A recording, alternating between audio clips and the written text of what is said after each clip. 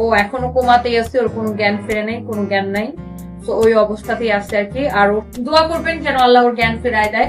ও এখনো কোমাতে রয়েছে, ওর এখনো জ্ঞান ফিরেনি, এমনটাই বললেন টনি অনেক দুঃখ ভরা মন থেকে।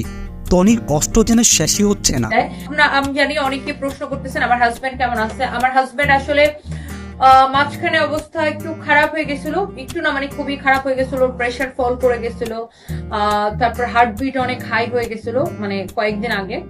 স্বামীর এমন দিনে স্বামীকে একা ব্যাংককে রেখে বাংলাদেশে এসে নিজের বিজনেস দেখাশোনা করতে হচ্ছে, এটা যে কতটা কষ্টের এটা শুধু সেই বোঝে যার হয়েছে। তো তারপরে আবার ডাক্তার একটু কন্ট্রোলে নিয়ে আসছে, বাট ও এখনো কোমাতেই আছে, ওর কোনো জ্ঞান ফিরে নেই, কোনো জ্ঞান নাই।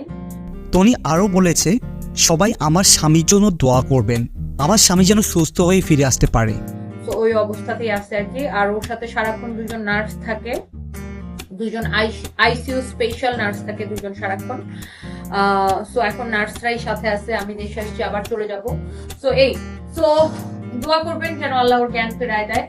হ্যাঁ ভিউয়ার্স, ভিডিওটি কেমন লাগলো তা কিন্তু কমেন্ট করে জানাতে ভুলবেন না। চ্যানেলটি সাবস্ক্রাইব করে পাশে বেল বাটনটি অল নোটিফিকেশন করে দিবেন। ধন্যবাদ সবাইকে।